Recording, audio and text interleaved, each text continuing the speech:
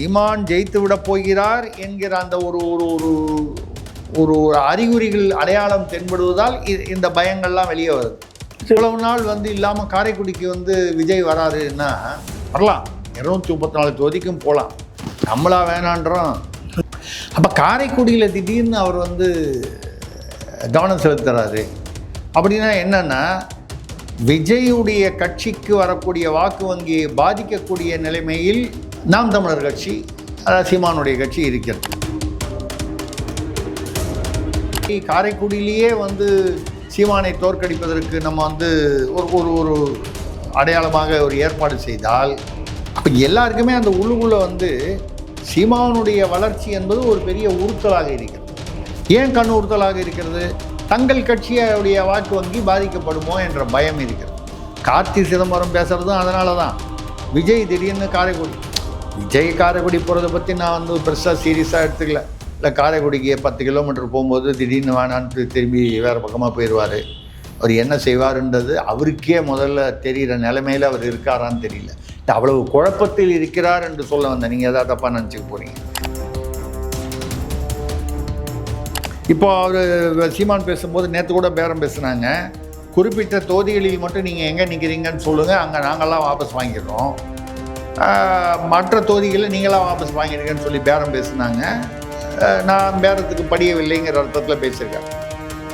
இப்படி ஒரு பேரம் நடந்திருந்தால் ஆச்சரியப்படுவதற்கு இல்லை. ஏன்னு கேட்டால், இந்த 4 முனை போட்டி என்பது சற்று சிக்கலாக இருக்கிறது. தொங்கு சட்டசபை வருவதற்கான வாய்ப்புகள் அதிகமாக தெரிகிறது. எதனால்? 4 முனை போட்டி. ஆனால் இப்பொழுது 4 முனை போட்டி என்பது அந்த 3 முனை போட்டி இருந்தபோது இருந்த பரபரப்பை விட இப்பொழுது இன்னும் அதிகமாக இருக்குது. 4 முனைன்றதுனாலையும் சரி, இந்த காரைக்குடியில் சீமான் நிச்சயமாக வெற்றி பெற்று விடுவார். இத்தனை நாள் அந்த சீமான் நிற்கிறாரு பார்க்கலாம் அப்படிங்கிறது, நிச்சயமாக வெற்றி பெற்று விடுவார் அப்படின்னு வரும்போது, இது காரைக்குடியில் சீமான் பெறும் வெற்றி என்பது காரைக்குடியில் மட்டுமல்ல, சீமானுடைய கட்சி ஆங்காங்கு எதிர்பார்த்ததை விட அதிகமான வெற்றி வாக்கு சதவீதம் பெறுவதற்கு வாய்ப்பு இருக்கிறது. காரைக்குடியில் வெற்றி பெற்று அவரும் ஒரு சிலரும் சட்டமன்றத்திற்கு செல்வார்கள். இந்த பயம்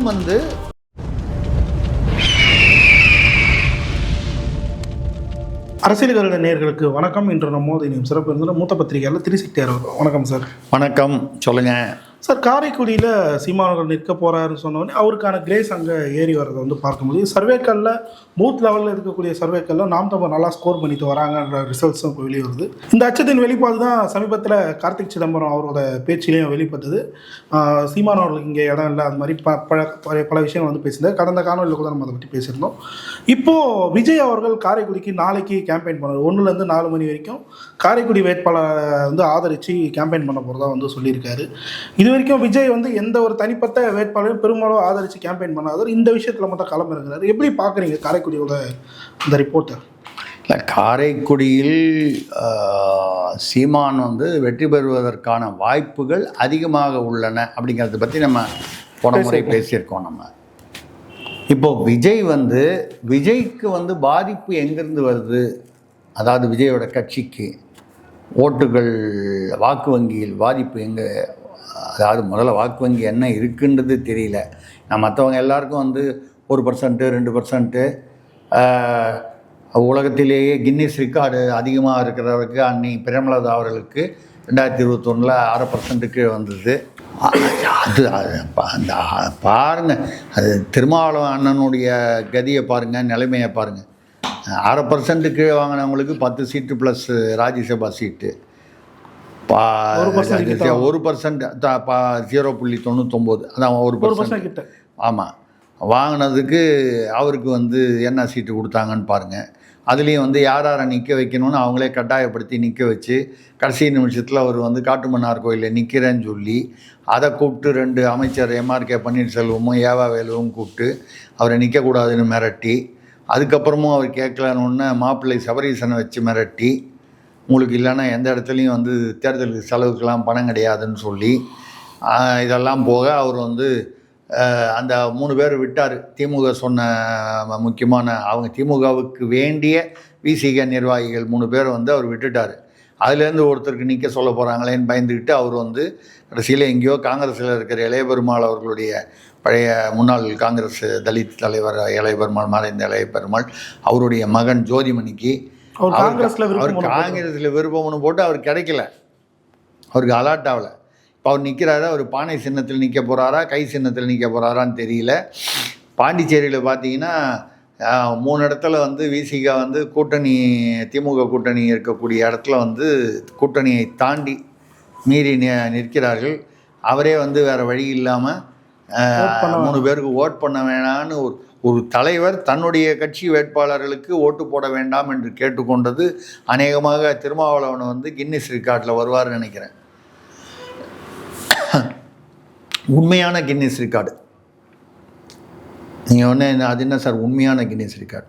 இல்லை யாரோ ஒருத்தருக்கு வந்து அவர் பாரம்பரிய அவார்டு UN ஹெரிட்டேஜ் அவார்டு வாங்கினார் அப்படின்னு சொல்லி ஈரோட்டுக்காரர் ஒருத்தருக்கு வந்து எல்லாத்துலேயும் போட்டாங்க, விக்கிபீடியாலெலாம் போட்டாங்க. அப்புறம் யாரோ ஒருத்தர் அதை வெரிஃபை பண்ணால் அது டுபாகூருன்னு தெரிஞ்சு போச்சு. அதுக்கப்புறம் அதை நீக்கிட்டாங்க. அது மாதிரி இல்லாமல் உண்மையிலேயே அந்த ஒரு கின்னஸ் ரெக்கார்டு. ஏன்னா எந்த தலைவரும் வந்து என்னுடைய வேட்பாளர்களுக்கு ஓட்டு போட வேண்டாம் இது கேட்டுக்கொள்வது வந்து வினோதமாகவும், அவர் எந்த ஒரு அழுத்தமான சூழ்நிலையில் திருமாவளவன் வந்து இருக்கிறார் என்பது தெரிகிறது. தேர்தலுக்கு பிறகு மாற்றங்கள் வரும் அரசியலில், தமிழ்நாடு அரசியலில் சொல்கிறாரு.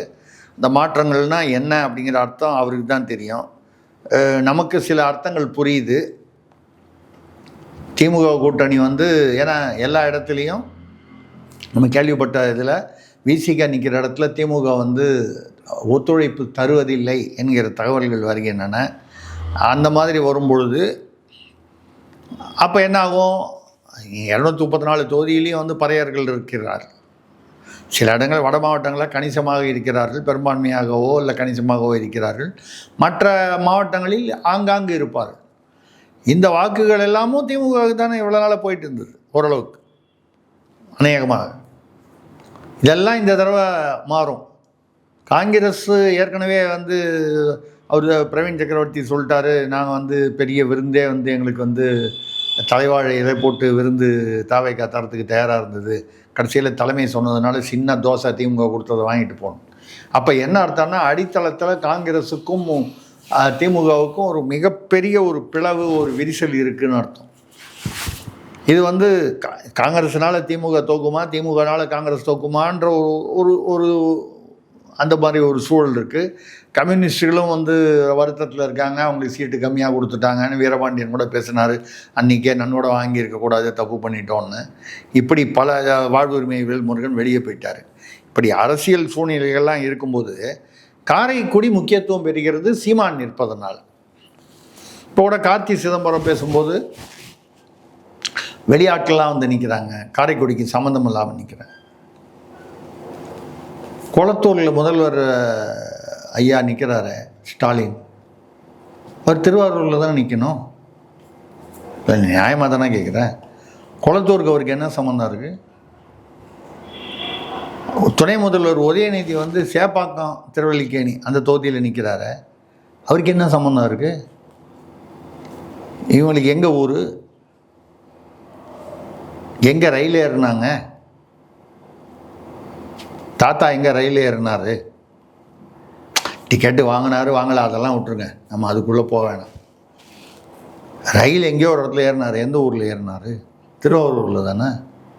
திருவாரூர் பக்கம் தானே நிற்கணும்.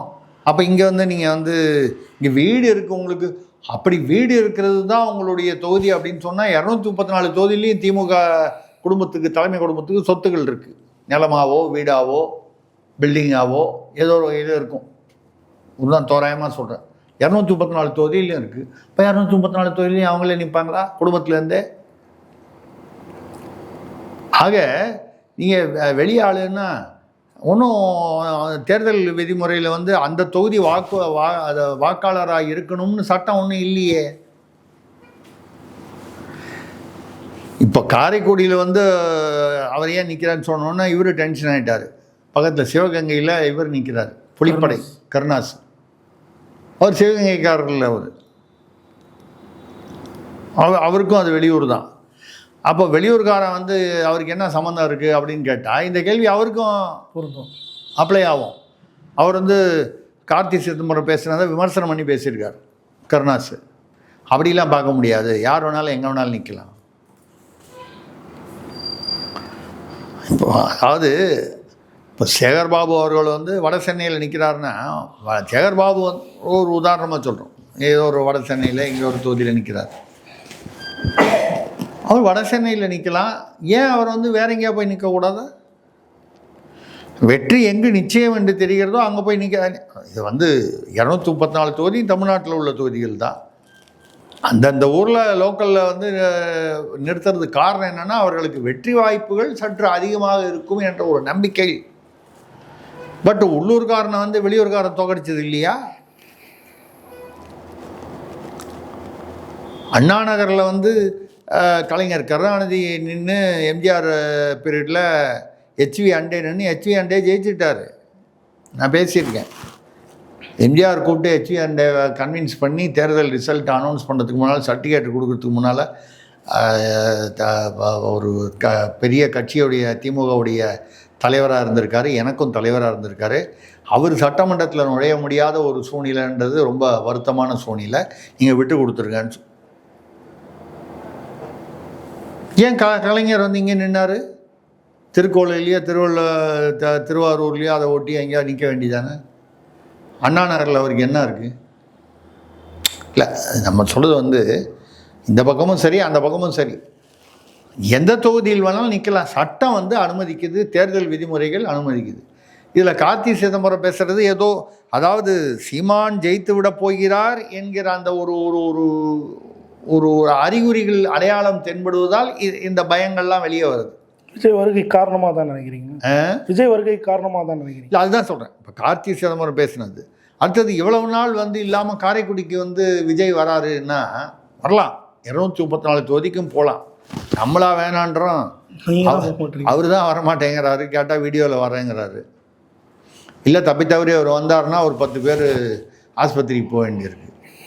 ஒரு ஒரு நிகழ்ச்சியிலையும் 10 பேர் ஆஸ்பத்திரிக்கு அனுப்புவார். இதை கரூர் மாதிரி மறுபடியும் நிகழ்வுன்னா தமிழ்நாட்டில் மக்கள் தொகையை குறைப்பதற்காகவே ஒரு கட்சி உருவாக்கப்பட்டிருக்கிறதோ என்ற சந்தேகம் வருகிறது. இப்படியே போனால் இந்த கட்சி தொடர்ந்து, இந்த தேர்தலை விட்டுருங்க, இதுக்கப்புறம் அவர் அங்கே வராரு, அரசியல் கட்சி நடத்துகிறாரு, ஜெயிக்கிறாரு, தோக்குறாரு, அதை தாண்டி முதலமைச்சர் ஆயிர போகிறது இல்லை. அவர் சொல்லலாம் நான் முதல்வர் ஆனால்னு. 30% 4 முனை போட்டியில் 30-35% வாங்கலைன்னா எந்த கட்சியுமே ஆட்சி அமைக்க முடியாது, எந்த கூட்டணியுமே. 3 முனை போட்டியாக இருந்ததுன்னா 40% வாங்கணும். 4 முனை போட்டியாக இருந்தால் ஒரு 30க்கு மேலேயாவது வாங்கணும். ஏன்னா எல்லா கட்சியும் ஒரே மாதிரி வாங்காது. 40% வாங்கிட்டால் ஆட்டோமேட்டிக்காக வந்துடும். 40% வாங்குவாரா விஜய் அப்படிங்கிறது குழந்தை கூட தெரியும். 10 வாங்குவார், 12 வாங்குவார், 15 வாங்குவார், இதெல்லாம் நம்ம ஒரு ஹேஷியங்கள், யூகங்கள். அப்போ காரைக்குடியில் திடீர்னு அவர் வந்து கவனம் செலுத்துகிறாரு அப்படின்னா என்னன்னா, விஜயுடைய கட்சிக்கு வரக்கூடிய வாக்கு வங்கியை பாதிக்கக்கூடிய நிலைமையில் நாம் தமிழர் கட்சி, சீமானுடைய கட்சி இருக்கிறது.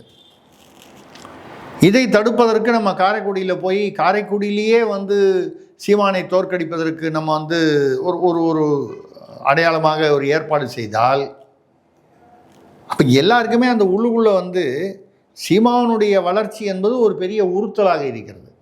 நான் அப்படி சொல்கிறதுனால சீமான் நாளைக்கு 2026 முதல்வராக வந்துடுவாருன்னு நான் சொல்லவும் இல்லை, அது நடக்கவும் போகிறதில்லை. ஆனால் வளர்ச்சி என்பது கண் உறுத்தலாக இருக்கிறது. ஏன் கண் உறுத்தலாக இருக்கிறது? தங்கள் கட்சியுடைய வாக்கு வங்கி பாதிக்கப்படுமோ என்ற பயம் இருக்கிறது. கார்த்தி சிதம்பரம் பேசுகிறதும் அதனால தான். விஜய் திடீர்னு விஜய் காரைக்குடி போகிறத பற்றி நான் வந்து பெருசாக சீரியஸாக எடுத்துக்கல. திடீர்னு 1 மணி நேரம் முன்னால் கேன்சல் பண்ணி காவல்துறை போதிய அனுமதி வழங்கவில்லை. அனுமதி கொடுத்தாலும் அது போதிய அவர்கள் வந்து ஏற்பாடுகள் செய்யவில்லை. எதையாவது ஒன்று சொல்லுவார். இல்லை காரைக்குடிக்கு 10 கிலோமீட்டர் போகும்போது திடீர்னு வேணான்ட்டு திரும்பி வேறு பக்கமாக போயிடுவார்.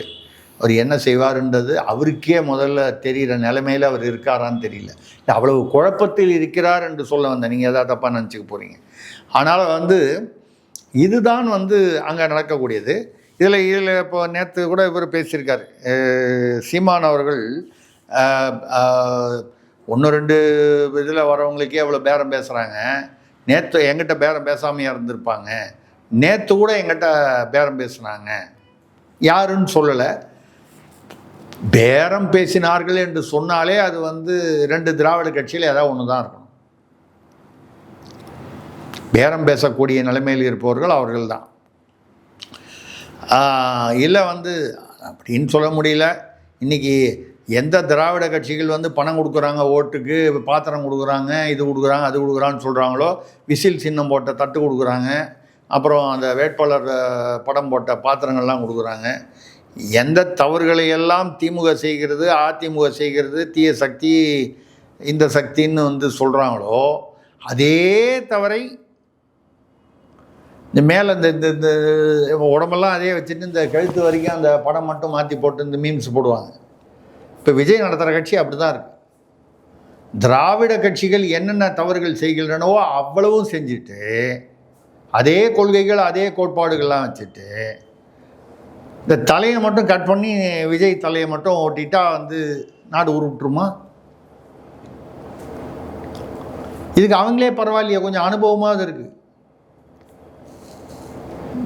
தேன் எடுத்தவன் புறங்கையை நக்குவான்னு சொல்கிறாங்க. அவன் அட்லீஸ்ட் வந்து புறங்கை எதுன்னு தெரிஞ்சு நக்கிறான். விஜயோட கட்சியில் எது புறங்கை எது முழங்கை எது வந்து விரல்னே தெரியாத வந்து ஒரு சூழ்நிலை இருக்குது. இவன் கையை நகர்றதா நினச்சிக்கிட்டு இவன் எவன் கையை எதையாவது வந்து எவன் கையையாவது கடிச்சு விட்டுற போகிறானே அப்படிங்கிற கவலை இருக்குது நமக்கு. இந்த குறைந்தபட்ச பக்குவம் கூட இன்னும் வரலன்னு. இப்போ அவர் சீமான் பேசும்போது நேற்று கூட பேரம் பேசுனாங்க. குறிப்பிட்ட தொகுதிகளில் மட்டும் நீங்கள் எங்கே நிற்கிறீங்கன்னு சொல்லுங்கள், அங்கே நாங்கள்லாம் வாபஸ் வாங்கிடுறோம், மற்ற தொகுதிகளில் நீங்களாம் வாபஸ் வாங்கிடுங்கன்னு சொல்லி பேரம் பேசுனாங்க. நான் பேரத்துக்கு படியவில்லைங்கிற அர்த்தத்தில் பேசியிருக்காரு. இப்படி ஒரு பேரம் நடந்திருந்தால் ஆச்சரியப்படுவதற்கு இல்லை. ஏன்னு கேட்டால், இந்த 4 முனை போட்டி என்பது சற்று சிக்கலாக இருக்கிறது. தொங்கு சட்டசபை வருவதற்கான வாய்ப்புகள் அதிகமாக தெரிகிறது. எதனால்? 4 முனை போட்டி. முன்னால் 3 முனை போட்டி நடந்திருக்கு. 3 முனை போட்டியை மக்கள் நல கூட்டணி, இப்போ விஜயகாந்த், வைகோ, விசிகாலாம் ஒன்றா சேர்ந்த போது கூட அது பெரிய ஓரளவுக்கு அது எடுபடவில்லை. மக்கள் வந்து என்ன காரணத்தினாலோ அதை ஒதுக்கி விட்டார். ஆனால் இப்பொழுது 4 முனை போட்டி என்பது அந்த 3 முனை போட்டி இருந்தபோது இருந்த பரபரப்பை விட இப்பொழுது இன்னும் அதிகமாக இருக்குது.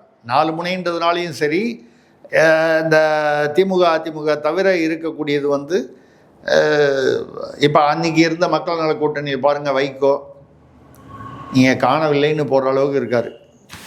கட்சியும் அவரையும் சேர்த்தே போடலாம் காணவில்லைன்னு. கிட்டத்தட்ட 2026க்கு அப்புறம் நீங்கள் பார்த்தீங்கன்னா அவர் முழுசாக அந்த கட்சி என்ன ஆகும்னு தெரியல, இருக்குமான்ற அடையாளம் தெரியாமல் போகக்கூடிய ஒரு சூழ்நிலை இருக்கிறது. அரசியல் ரீதியாக வாழ்வுரிமை கட்சி வெளியே போயிடுச்சு. இப்போ மக்கள் நீதி மையம் வந்து அவர் வரைக்கும் அவர் வாங்கிட்டார் சீட்டு, கட்சிக்கு யாருக்கும் ஒன்றும் கிடையாதுன்ட்டார். இதுக்கப்புறம் அடுத்த 2029 தான் அவருக்கு. அது வரைக்கும் அவர் வந்து மக்கள் நீதி மையம் அப்படின்னு சொல்லிட்டு எந்த இடத்துலையும் கமலஹாசன் வந்து திமுக கூட்டணிக்கு ஆதரவாக எந்த இடத்துலையும் வந்து பிரச்சாரம் பண்ணவில்லை, இல்லை, இதுவரை இல்லை. அப்போது உண்மையை சொல்லப்போனால் திமுக வந்து ஒரு கட்சியாக காலி பண்ணிக்கிட்டே வருது. மதிமுக காலி பண்ணிடுச்சு, வாழ்வு உரிமை வேல்முருகனை ஓரளவுக்கு காலி பண்ணிடுச்சு ஒரு விதத்தில். மல்லை சத்யாவை பிரித்து விட்டு இப்போ மல்லை சத்யா மட்டும் என்ன பெருசாக வைகோவோட பெருசாக வளர்ந்துட போகிறாரா? கமலஹாசனுக்கு வந்து அவருக்கு வேண்டிய பதவியை கொடுத்துருச்சு, கட்சியை காலி பண்ணிடுச்சு. இப்படி கம்யூனிஸ்டுகள் ஏற்கனவே ரொம்ப பலவீனமாக இருக்கிறார்கள், இன்னும் வந்து போக போக பலவீனம் தான் ஆகப் போகிறார்கள். மற்ற கட்சிகள் எல்லாமே வந்து இந்த மத ரீதியான கட்சிகள், சாதி ரீதியான கட்சிகள் எல்லாம் இந்த ஒரு சீட்டு இந்த புலிப்படை, அது இது கொங்கு, இதெல்லாம் வந்து ஒரு பெரிய திமுகவிற்கு வந்து ஒரு சவாலாக இருக்கக்கூடியது கிடையாது.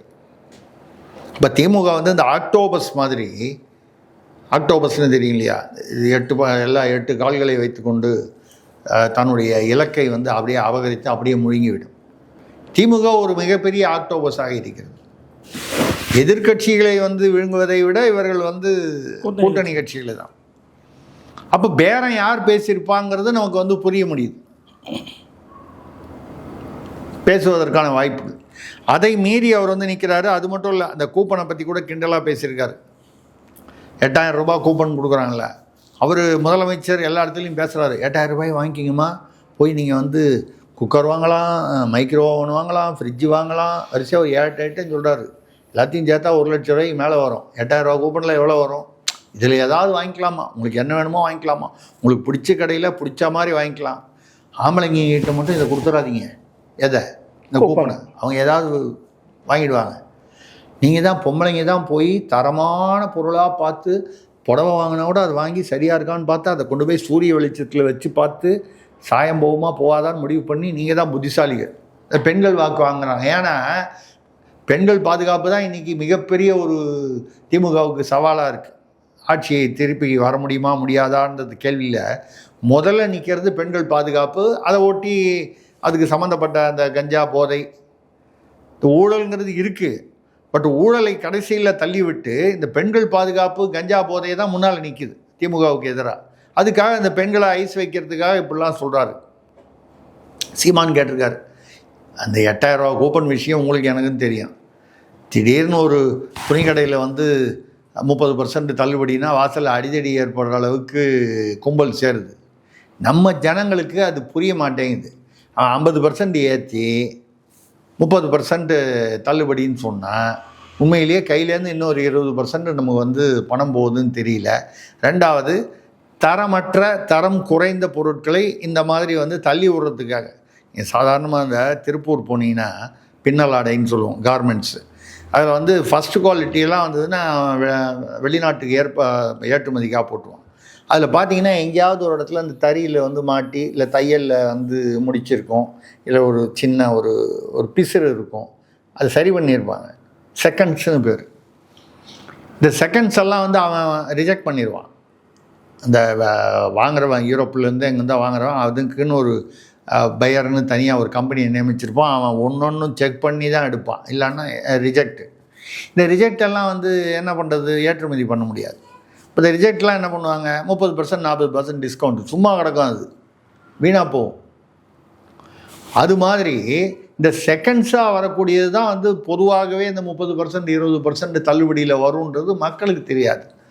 இவன் ரெண்டாவது அடுத்தது கேட்டால் என்னப்போ செகண்ட்ஸாக இருந்தால் கூட 1 வருஷம் 2 வருஷம் போடலாம்ல அந்த துணி, தெரியாதுல்ல, தப்பு இல்லை அப்படின்வான். என்ன அந்த நூல் எந்த ஒரு இடத்துல முடிச்சா இருக்கேன்னு சொல்லி நீங்கள் ஒரு நாள் அப்படி அந்த முடிச்சா லைட்டாக பிடிச்சி இழுத்தீங்கன்னா ஃபுல்லாக நூலாக வரும். சொல்கிறது வந்து தரம் குறைவாக இருக்கக்கூடியது.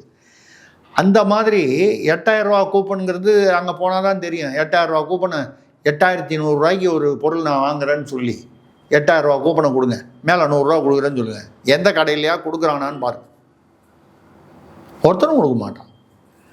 20,000 ரூபாய்க்கு கீழே வாங்கினாங்கன்னா 8000 ரூபா கூப்பன் வாங்க மாட்டான்மா.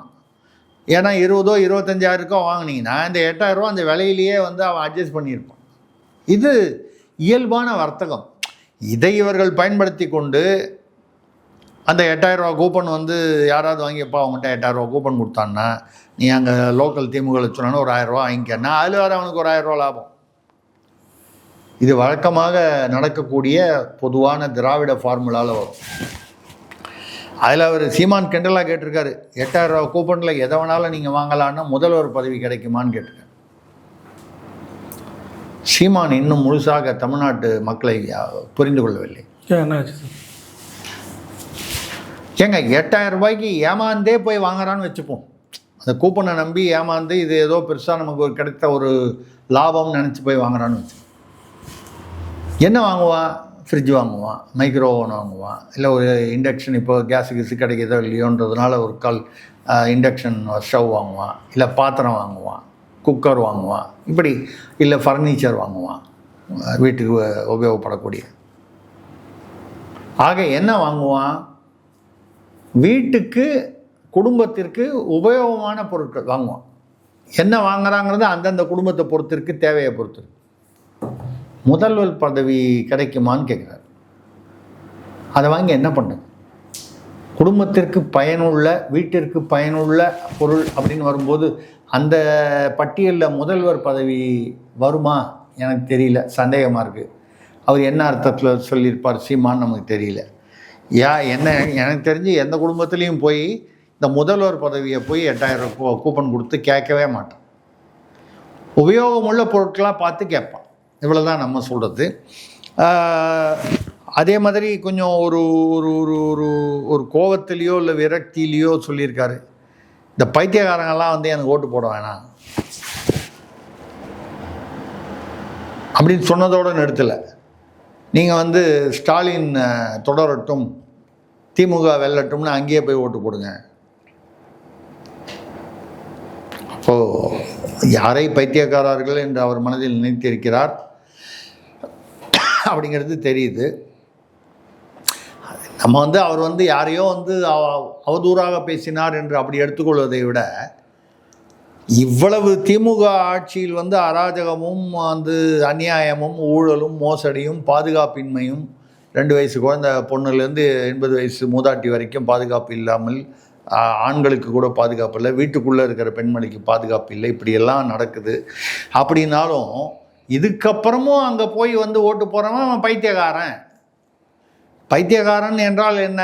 அவன் சரியான மனநிலையில் இல்லை என்றார். இப்போ பைத்தியம்னாலே நீங்கள் உடனே வந்து ஒரு காலத்தில் பைத்தியம்னா உடனே கீழ்ப்பாக்க ஆஸ்பத்திரி போயிடணும் அப்படின்னு ஒரு காலத்தில் இருந்துச்சு. இப்போ அப்படி இல்லை, மனநிலை இல்லை. அவர் கொஞ்சம் ஒரு மாதிரியாக இருக்கார், எப்போவுமே சோகமாக இருக்கார். சைக்கியாட்ரிஸ்ட்டை போவேன். சைக்கியாட்ரிஸ்ட் என்பது மனநிலை வைத்தியர், உளவியல் மனநிலை. அப்போ அந்த மனநிலை வைத்தியர்கிட்ட போகிற அந்த நோயாளிகள் எல்லாருமே பைத்தியன்ற வகையில் வராது. ஏதோ ஒரு மனநிலையில் ஒரு பிரச்சனை இருக்குது, சோகமாக இருக்கலாம், இல்லை ஒரு காம்ப்ளெக்ஸ் இருக்கலாம், எதுவாக இருந்தாலும் நான் தான். அந்த மாதிரி சில கணவன் மனைவிக்குள்ள, இல்லை ஒரு குடும்பத்தில். இப்போ பைத்தியம் என்று பொதுவாக ஒரு காலத்தில் சொல்லப்பட்டது, இன்று வந்து உளவியல் ரீதியாக மனவியல் ரீதியாக பாதிக்கப்பட்டவர். நீங்கள் மட்டும் கொடிகாரன் மதுப்பிரியன்னு பேர் மாற்றலாம். அப்படி அந்த மாதிரி பைத்தியக்காரங்களாம் அங்கேயே போய் ஓட்டு போடுங்க, எனக்கு ஓட்டு போட வேணான்னு சொல்கிறார். அதாவது திமுக திராவிட விளம்பர அரசியலை நம்புவோம் எல்லாருமே என்னை பொறுத்த வரைக்கும் பைத்தியக்காரன் தான். இது விளம்பரம்னு கூட புரிஞ்சுக்காம, இப்போ கூட உதயநிதி அவர்கள் கலந்து கொள்ளும் அரூரில் வேலூர்லலாம் பார்த்தீங்கன்னா 300 ரூபா கொடுத்து கூட கூட்டம் வரல. இதில் பார்த்தீங்கன்னா கொளத்தூரில் முதல்வர் வந்து ஓப்பன் வேனில் போகிறாரு, ரோட்டில் 2 பக்கமும் வழக்கமாக வந்து வரிசையாக நிற்க வச்சு பூவெல்லாம் போடுவாங்க, எல்லாம் ஒன்று ஒருத்தனையும் காணும். அவர் பாட்டில் போகிறாரு, நீங்களும் நானும் போகிற மாதிரி போயிட்டு வர்றாரு. முதல்வருக்கும் துணை. ஆனால் வந்து அவங்க வேட்பாளர் கூட்டம்னு வரும்போது ஒரு ஊர்லேருந்து 19 வேட்பாளர்னா நீ உன் ஊர்லேருந்து 500 பேர் கூட்டுவான்னு பார்த்தீங்கன்னா அதில் உத்து கவனிச்சிங்கன்னா தெரியும். மயிலம் வேட்பாளர், தேமுதிக வேட்பாளர் பிரேமலதா அண்ணியாருடைய சகோதரி பிரேமலதா அவர்களுடைய விருப்பம், அவர் தேர்ந்தெடுத்தவர், கேப்டனுடைய வளர்ப்பில் வந்தவர், ஏதோ ஒன்று சொல்கிறாங்க. பார்த்தீங்கன்னா ஒரு பாக்ஸ், இந்த பாக்ஸாக உட்கார வச்சுருக்காங்க பெட்டி பெட்டியாக. அந்த ஒரு பெட்டியிலேருந்து மட்டும் கைத்தட்டல் வருது, ஆரவாரம். அப்புறம் அடுத்தது விக்கிரவாண்டி, நான் அந்த பக்கம் ஒரு பெட்டியிலேருந்து கைத்தட்டல் வருது அதிகமாக. அப்படின்னா என்ன அர்த்தம்? அந்தந்த தொகுதியிலேருந்து அந்த வேட்பாளர் இருப்பா, நீ 500 பேர் கூட்டம் வந்தால் தான் அப்படி. இப்படி தான் கூட்ட முடியுதே தவிர பொதுக்கூட்டமாக கூட்டும் பொழுது 300, ஒரு காலத்தில் 200-300 கொடுத்தா அவன் திமுக கூட்டத்துக்கு, இன்றைக்கி திமுக கூட்டத்துக்கு போவாங்க பொம்பளைங்க. 2 நாள் பொறுத்து அதிமுக ஊரோட வந்தால் அதே 200-300 என்ன கொடுக்குறாங்களோ வாங்கிட்டு, இல்லை புடவை கொடுப்பாங்கன்னு வாங்கிட்டு அங்கே போவாங்க. அவங்கள பொறுத்த வரைக்கும் அந்த என்ன கிடைக்கிதுன்னு தான் பார்ப்பாங்க, கட்சி வித்தியாசம் இல்லை. இப்போ அதெல்லாம் மாறி பணம் கொடுத்தா கூட நீ வேணாம், உங்கள் கட்சி வேணாம் அப்படின்னு ஒரு அடிமனதில், மக்கள் மனதில் ஒரு வெறுப்பு இருக்கிறது, ஒரு பாதுகாப்பின்மை, அந்த உணர்ச்சி இருக்கிறது, பயம் இருக்கிறது. திமுக மறுபடியும் ஆட்சிக்கு வந்தால் மக்கள் நிலைமை, பொதுமக்கள் நிலைமை, பெண்கள், ஏன்னா பெண்களை வைத்து தான் குடும்பமே. ஒரு ஆம்பளை வேலைக்கு போகிறான், அவன் தண்ணி அடிக்கிறவன், தண்ணி அடிக்காதவன், எப்படி வேணால் வச்சுங்க, அவன் பொண்டாட்டி, அவன் அம்மா, அவன் பொண்ணு, அவன் சகோதரி வீட்டில் வந்து பத்திரமா இருப்பாங்கன்ற ஒரு நம்பிக்கையிலும் அந்த இதில் தான் வந்து நினைப்பில் தான் அவன் வந்து வெளியே போகிறான். வெளியில் அவங்க போனாலும், கடைக்கு போனாலும் ஆபத்து, வீட்டுக்குள்ளே இருந்தாலும் உள்ளே புந்து எதா பண்ணுவான்னா அந்த ஆணுக்கான நிம்மதி போச்சு, பெண்ணுக்கான நிம்மதி ஏற்கனவே போச்சு.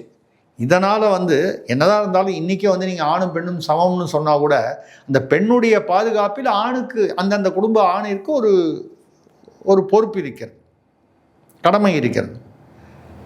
நம்ம கூட என்ன பண்ணுவோம், ஏதாவது ஒரு வீட்டில் நம்ம உங்கள் ஏரியாவில் கலாட்டா சரணும், ஃபஸ்ட்டு நம்ம வீட்டில் ஃபோன் பண்ணி நம்ம வீட்டில் பெண்களுக்கு ஃபோன் பண்ணி எல்லாம் பத்திரமா இருக்கீங்களா, கதவெல்லாம் தாப்பா போட்டுங்க. நம்ம வெளியே இருப்போம், நம்மளை வேணால் ரோட்டில் வந்து வண்டியோடு கொளுத்திடுவான், நமக்கு ஆபத்து இருக்கும். நமக்கு ஆபத்து இருந்தால் கூட நம்ம வீட்டு பெண்கள், அது வயதானவர்களோ வயது குறைவானவர்களோ சிறுமிகளோ பத்திரமாக இருக்க வேண்டும். இது நம்மளுடைய பண்பாடு, பாதுகாப்பு பண்பாடு. தமிழர்களின்னு சொல்லலாம், இந்தியாவின்னு சொல்லலாம், குறிப்பாக தமிழ். அதுக்கே இப்போ பாதுகாப்பு இல்லையே.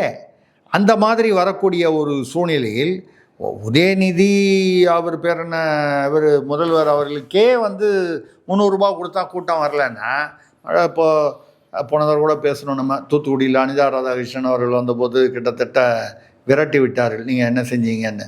இந்த மாதிரி திமுகவின் பல வேட்பாளர்களுக்கு வந்து நிகழ்ந்திருக்கிறது ஆங்காங்கு. இதெல்லாம் வந்து எங்கே வரும் அப்படின்னு சொன்னீங்கன்னா, அது யாருக்கு வந்து உபயோகமாக இருக்குன்னா, இப்போ கூட பார்த்தீங்கன்னா இன்றைக்கி காலையில் ஒரு செய்தி, ஆவினில் வந்து இப்போ அநேகமாக இந்த ஒரு வாரத்துக்குள்ளே வந்து பால் சப்ளை வந்து முடக்கம் ஏற்படும், இல்லை பெரிதளவுக்கு பாதிக்கப்படும். என்னென்னா இந்த ஒப்பந்த என்ன தொழிலாளிகள் அந்த இந்த சப்ளையர்கள் இவங்கெல்லாம் வந்து நாளுக்கு நாள் குறைந்து கொண்டே வருகிறார்கள், கொடுக்க மாட்டேங்கிறான். அமுல் குஜராத்தில் இருக்கான் பாருங்கள், அவன் வந்து இங்கே வந்து பிரமாதமாக விரிவாக்கம் பண்ணி புதுசாக வந்து பொருட்களை வந்து அறிமுகப்படுத்தி அமுல் வந்து 1,00,000 கோடியை தாண்டி இருக்கிறது. நேற்று பார்த்தேன் டிவி நியூஸில் 1,00,000 கோடி வியாபாரத்தை தாண்டி இருக்கிறது. ஆவின் நாளுக்கு நாள் சுருங்கி கொண்டே வருகிறது, தரமும் சுருங்கி கொண்டு வருகிறது, விலை அதிகரிக்கிறது, லாபம் குறைகிறது. லாபம் வந்து ஆவினில் குறையுது, வேற எங்கேயோ ஏறுது. இப்படி ஆவின்றது வந்து எத்தனையோ இது வரைக்கும் இந்த உயர்வுகள் ஏற்பட்டிருக்கின்றன, தரக்குறைவு ஏற்பட்டிருக்கிறது எல்லா பொருட்களிலும். இது நேற்று வந்த செய்தி. ஆக நாளுக்கு நாள் தமிழ்நாட்டின் நிலை வந்து மோசமாகி கொண்டே வருகிறது. அது பாதுகாப்பு, வளர்ச்சி, இவங்க தான் வளர்ச்சியில் முதல் மாநிலம், வளர்ச்சி தொடரட்டும்னு பயமாக இருக்குது முதல்வர் சொல்லும்போது. 5 வருடத்தில் என்ன நடந்தது என்று நாம் பார்த்தால், 5 வருடத்தில் திமுக இந்த திமுக அரசு தமிழ்நாட்டிற்கு செய்த அந்த வளர்ச்சி வந்து திட்டங்கள் அடுத்த நாங்கள் ஆட்சிக்கு வந்தால் அடுத்த 5 வருடங்கள் தொடரும்னா, இந்த 5 வருஷமே இப்படி இருந்ததுன்னா மறுபடியும் தொடரும்னா என்ன கதி ஆகும் தமிழ்நாட்டு மக்கள் அப்படிங்கிற ஒரு பயம் வருது. இதையெல்லாம் தாண்டி அதாவது காரைக்குடி வந்து இப்பொழுது வந்து தமிழ்நாட்டில் வந்து என்ன சொல்கிறது, ஒரு ஒரு ஒரு பேசு பொருளாக ஆகிவிட்டது. காரைக்குடியில் ஒரு எட்ஜ் இருக்குன்னு நினைக்கிறீங்களா? என்டிக்கு இல்லை, இருக்கிறதுனால தான் பேசு பொருளாகுது.